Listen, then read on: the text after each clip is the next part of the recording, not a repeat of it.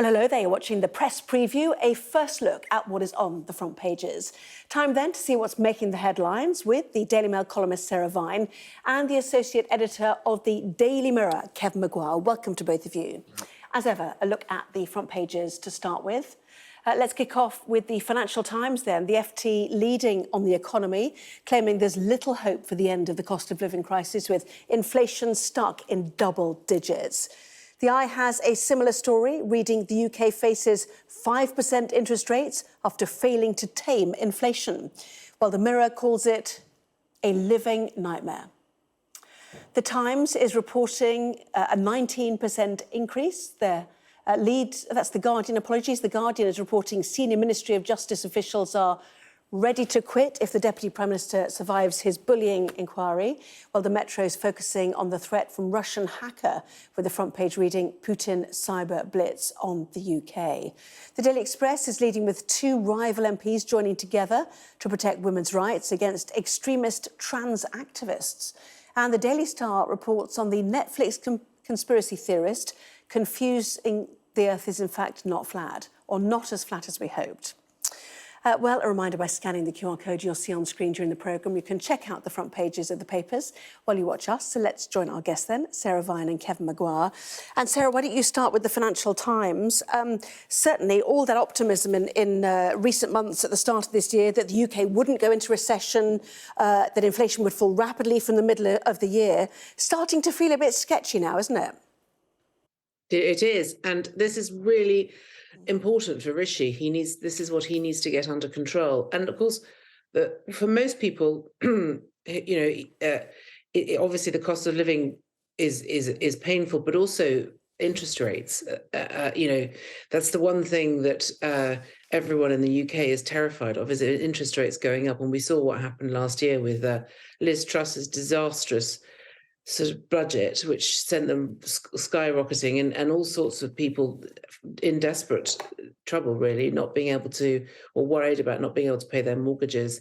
So it's so important for him to get inflation down, and it's just not going the way that he had hoped, unfortunately. I mean, these papers are all quite doom and gloom, aren't they? I mean, there really isn't much good news, apart from obviously the flat earther, who is quite entertaining. It does feel like we've had a little bit of a bounce, and now it feels like we're sort of coming back to earth. Whether or not it's flat, I don't know. Yeah, we're on the drop of the Boeing, I suppose, is how you might describe it. The problem seems to be that core inflation, you take out the really wobbly bits, is still high. And some of that, they say, is the service sector, which means wages, which I guess is what the government's warned about in terms of wage increases in the public sector as well. And as your paper points out, the biggest problem is it's food. You can't avoid buying food, and that's where we've seen the big increases, Kevin. No, absolutely. Food's the new fuel driving inflation, 19.1%.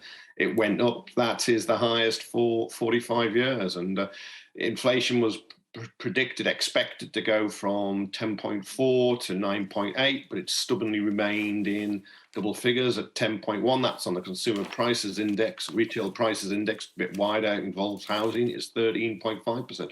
But no, you're right, the food, and it's one of the reasons the UK imports a lot of food, which is why our inflation is higher than the other major economies in the G7, Japan, US, France, Italy, Canada, and whoever I've missed out, Germany, all have lower inflation. But it's really, really hurting people. And wages are not going up anywhere near as fast as inflation, which is why people are seeing the real value of wages going there. Living standards being hammered. I think the figure for average rises in the public services is 4.5%. If inflation's 10.1, you can see that's a big gap. That's a big difference. That's a big hit. And it's one of the reasons why there are strikes. And you have the Royal College of Nursing, teaching unions rejecting higher offers from the government.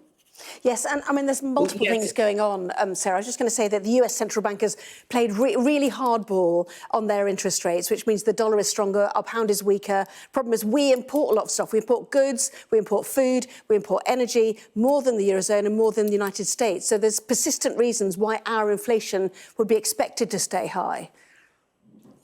Yes, I mean, and as Kevin says, one of the things that the government, one of the sort of carrots the government are using, if you like, to sort of push back on the strikes, is the idea that inflation will come down, and therefore, the nursing unions, the BM, the doctors don't need these very high pay increases that they're demanding. So it blows a hole in quite a lot of the government strategy over the next 6 to 8 months. It's very important that they get a handle on it, which is why I suspect they will have to put these interest rates up next week, which will be very painful for a lot of people. And of course, the housing market is already down. I think it's 20%. They're predicting quite.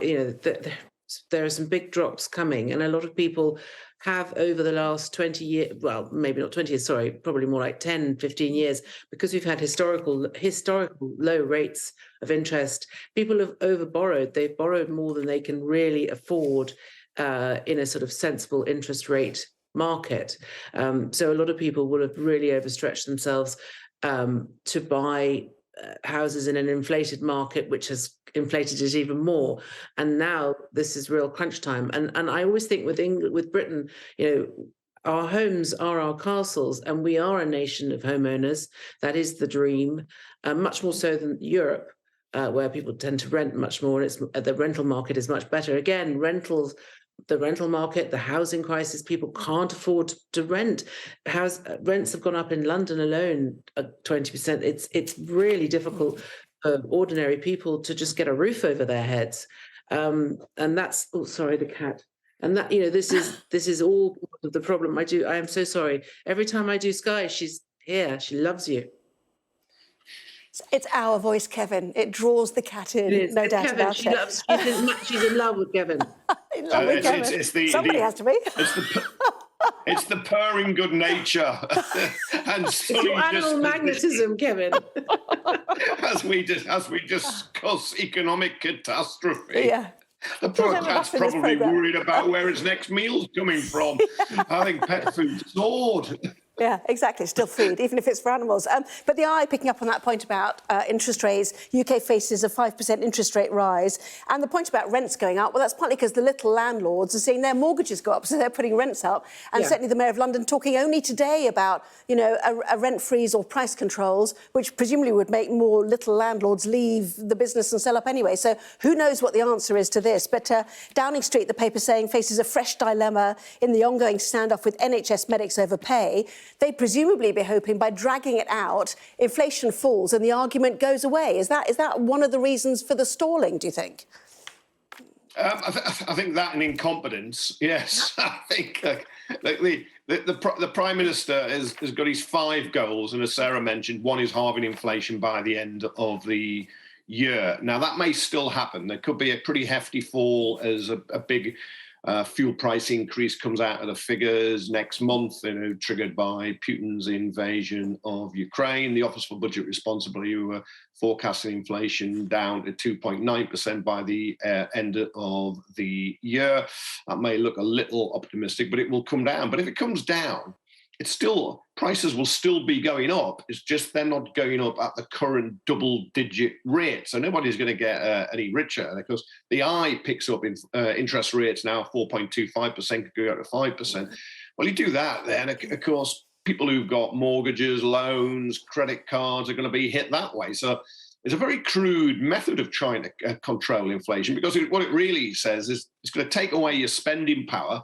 Yeah. So you have less when you go to the shop. So then those people in the shops will have to lower their prices to try and get your cash. But the poor Johns and Jennies of this world will still be hit. They will be in the teeth of a terrible cost of living crisis. And the government isn't entirely to blame, of course it isn't, but it will take a lot of the blame because it's in power.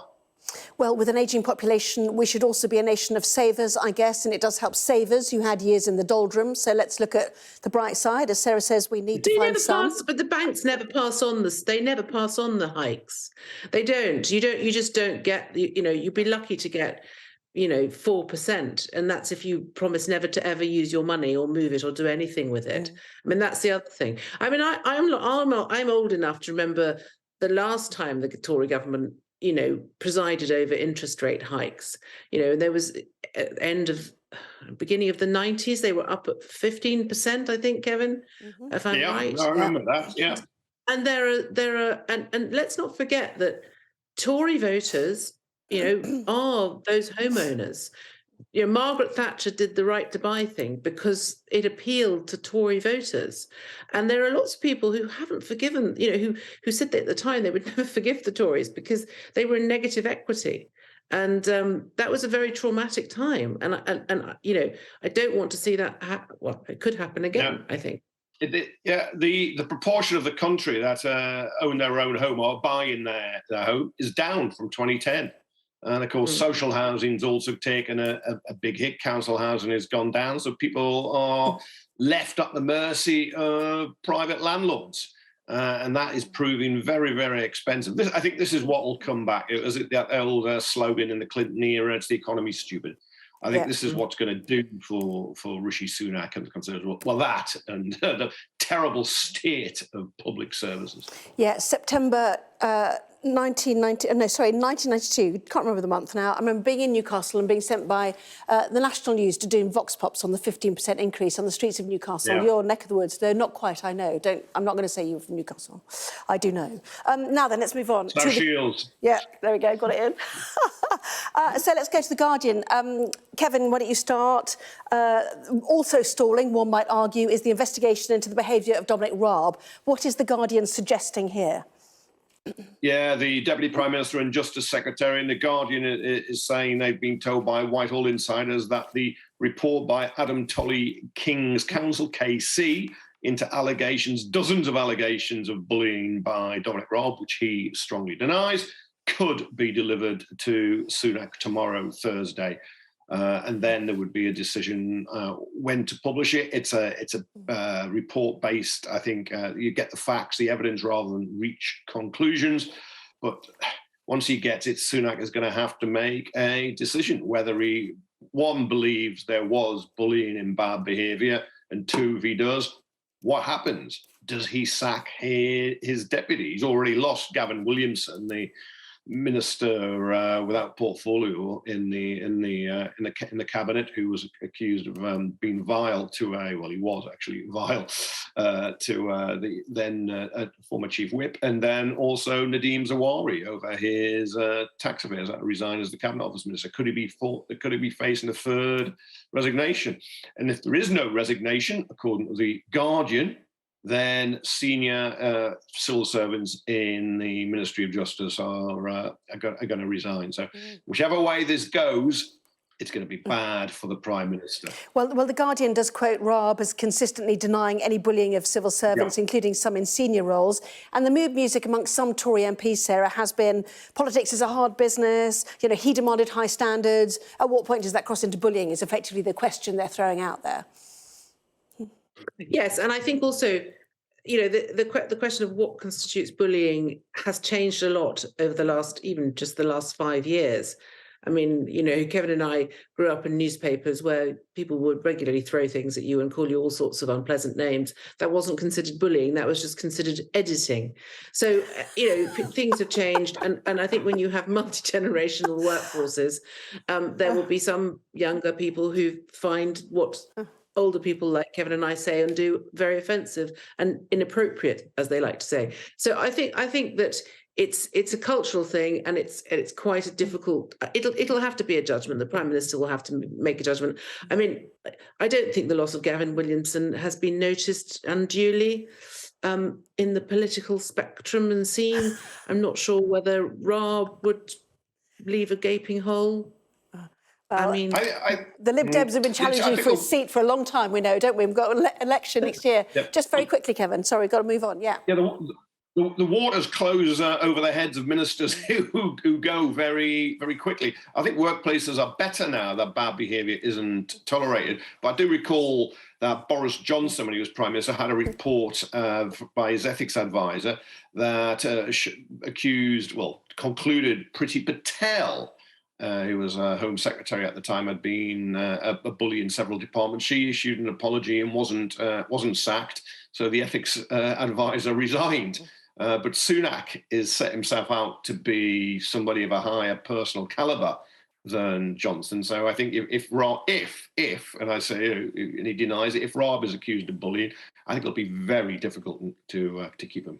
OK, interesting days ahead. Anyway, both of you stay there. Lots more still to come, including, is Britain about to be targeted by pro-Russia hackers? Discussing that and more after the break.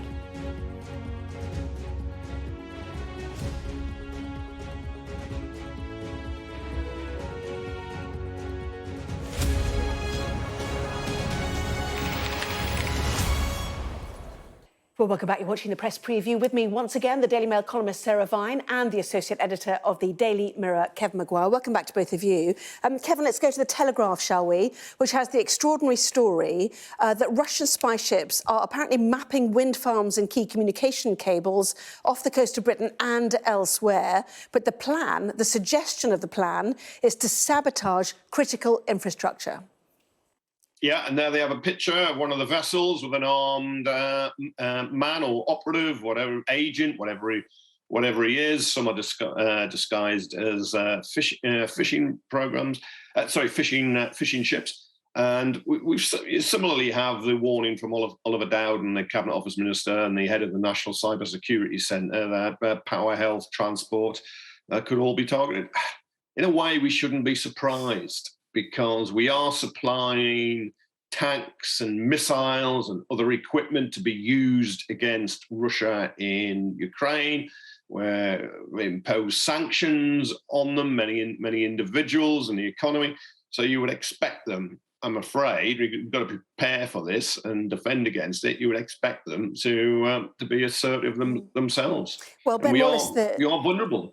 Cables under the sea are vulnerable. Well, absolutely. I was just going to quote Ben Wallace, actually, the Defence Secretary, who warned last year that Norway's oil and gas infrastructure was particularly vulnerable, and the Royal Navy purchasing 2 dedicated subsea surveillance ships, which are expected to come into service this year. The Metro picks up on the warning about a cyber blitz as well on the UK. You know, the sense of an all-out proxy war is desperately frightening for the West, Sarah. Yes, I mean, I agree, but I don't think, as Kevin says, I don't think anyone would be surprised to think the Russians are spying on us. I mean, of course they're spying on us. They probably never stop spying on us, and all these infrastructure are very vulnerable to this sort of thing. I mean, you know, we've already seen it. The Russians have already done stuff like that. I wonder how much releasing this information has got to do with the fact that the government are going to do their siren warning at 3 o'clock on Sunday, and some people have been a little bit critical of this. I mean, I get a sense that there's a sort of ramping up of, oh, you must all be absolutely terrified about everything, because that way, you know, we can distract you all from the cost of living crisis and the fact that you're about to lose your homes because your interest rates are going to go through the roof. But maybe I'm just being a cynic. I don't know. I'm not surprised that the Russians are spying on us. I would expect them to do so. And as Kevin says, we're actively helping the Ukrainians. So in their eyes, we're the enemy. And the government has a grid. Kevin, you've got 30 seconds left to do another story. I do apologise. Which is demographics. Go on. Oh, you finish your sentence. You're going to anyway. Go. So you have a national grid for energy, but the government has a grid for announcements. I'm sure it's no coincidence on the day of bad economic news that this is floated. OK, interesting. Yes, Oliver Dowden revealing the National Cyber Security Centre has issued an official threat notice. No seconds for you to do any story. I'm going to do it very quickly, which is a fascinating demographic tale that India is poised to outstrip China in terms of the world's biggest population. 1.425 billion is what China has. It's going to be more than that by the middle of this year. We've been waiting for this to happen, but it's truly fascinating. Anyway, we're late. I'm over. Kevin Maguire, Sarah Vine, thank you both very much indeed.